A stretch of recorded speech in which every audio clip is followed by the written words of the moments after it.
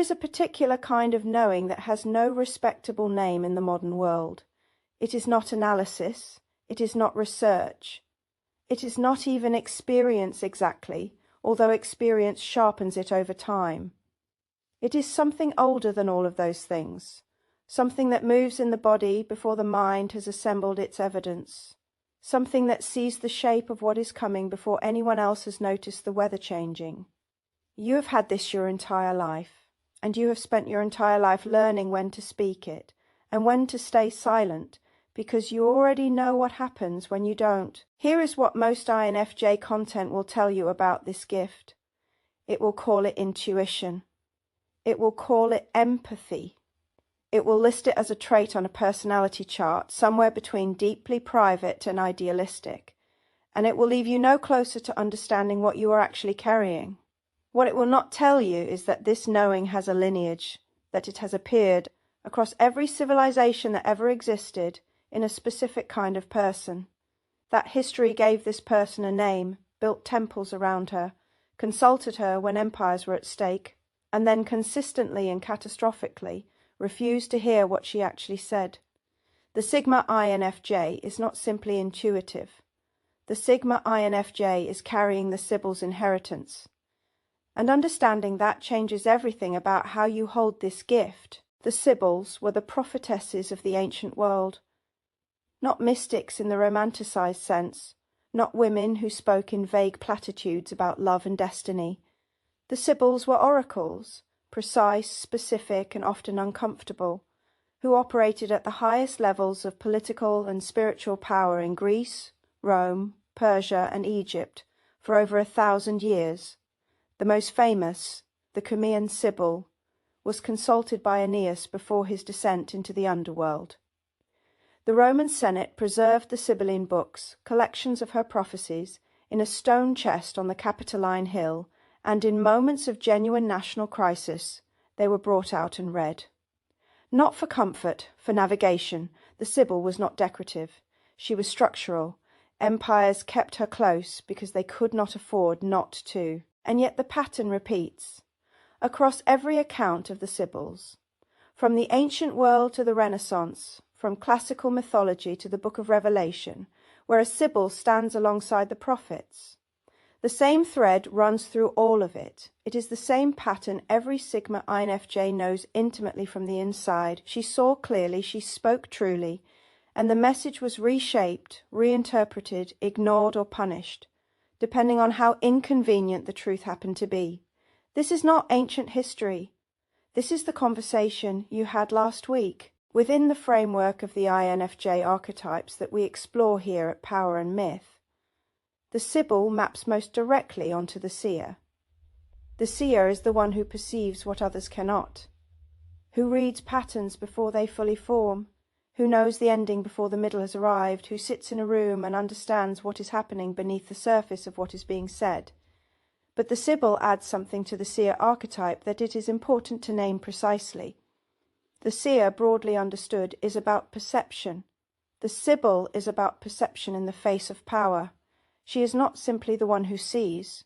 She is the one who sees what empires are built on and is kept close enough to be useful, but never close enough that her seeing threatens the structure itself. This is the specific texture of the Sigma INFJ experience that most INFJ content refuses to map honestly. It is not just that you see things others miss. It is that you consistently find yourself in proximity to power structures, relationships, workplaces, families, communities, that want access to your perception without accepting what your perception is actually telling them. They want the oracle. They do not want the prophecy. Let us be precise about what this looks like in practice, because the Sibyl's pattern repeats itself in forms that are immediately recognizable once you know what you are looking at. You see how a situation is going to unfold. You see the structural fault in the plan, the dynamic beneath the relationship, and the direction the decision is leading. You speak it, perhaps carefully, perhaps once, perhaps with everything framed as diplomatically as possible. But the response is not engagement, it is dismissal, or it is the particular kind of receptivity that takes in the sound of your words without allowing the meaning to land. And then, at some point later, sometimes weeks, sometimes years, the thing you named happens. And this is where the Sibyl's experience diverges from a simple story about not being heard. Because when the thing you named happens, there is often not a moment of recognition. There is no acknowledgement that you saw it coming. There is instead a collective amnesia about the warning that was given, and occasionally a reframing in which your foresight becomes a problem rather than a vindication. This is Cassandra's curse expressed in everyday life. The prophecy is real. The refusal to integrate the prophecy into the structure is systematic, and the person left holding the knowledge is not vindicated by being proved correct. They are simply more alone. The Sigma INFJ knows this rhythm intimately. The knowing, the speaking, the being unseen, the being proved right, the receiving no credit that could change anything, the beginning again.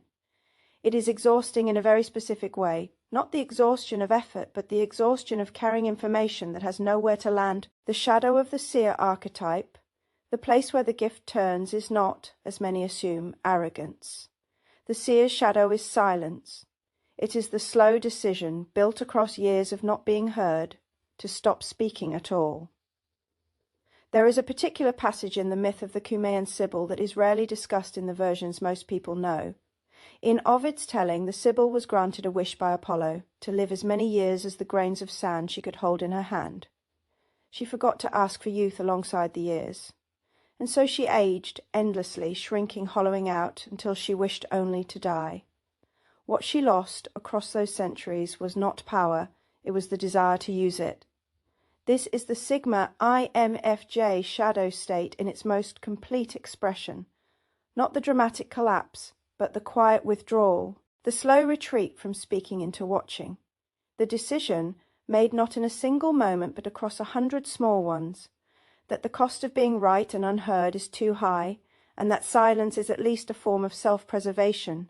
The shadow of the Sibyl does not announce itself, it arrives as a kind of exhausted pragmatism. You learn to curate what you say, you speak in half measures, offering enough of the perception to be of use without offering enough to be dismissed or punished for it. You become, in other words, exactly what the Empire wants, useful, available, and safely contained. And you lose in that process something that cannot be easily named but is immediately felt, the sense of yourself as a person who tells the full truth. Here is what the mythology does not tell you, but what depth psychology and the Sigma INFJ's own lived experience eventually reveals. The Sibyl's knowing is not a burden that arrived by accident. It is not a flaw in the system. It is precisely calibrated for the function she serves. The reason the Seer sees what others cannot is not an arbitrary gift. It is the inevitable result of a particular kind of consciousness, one that processes below the surface, that perceives pattern before form, that holds complexity without needing to resolve it prematurely into comfort. The Sigma INFJ's introverted intuition, which Jung connected to the archetype of the prophet, operates exactly this way. It does not assemble evidence and conclude. It perceives the whole before the parts are visible. It reads the emotional architecture of a situation before anyone has named it. This is not supernatural. It is simply the way a particular kind of mind is built, and it is a mind that the world has consistently failed to provide adequate frameworks for. The Sibyl's inheritance is not primarily about being right. That is the least interesting part of it. The inheritance is about what becomes possible when you stop measuring your value by whether the Empire hears you and begin understanding your perception as something that belongs to you first, and to the world only insofar as the world is capable of receiving it. This is the threshold the integrated Seer crosses, not the abandonment of the gift. That is the shadow, and it costs too much. Not the desperate insistence that the gift be seen. That is the wound, and it exhausts everything. But the quiet-rooted recognition that what you carry is real, regardless of whether any particular empire chooses to hear it. The Sibyl who knows this is not bitter. She is precise. She offers her perception where it can land, withdraws it where it cannot, and does not confuse the refusal of one structure with the invalidation of what she sees. That is sovereignty. That is the Seer archetype at its most integrated, and it is available to you. You have always known things that others were not ready to hear. You have always been the one in the room who perceived the shape of what was coming, in relationships, in situations, in the slow accumulation of evidence that something fundamental was shifting, before anyone else had assembled the language for it. This is not a personality quirk.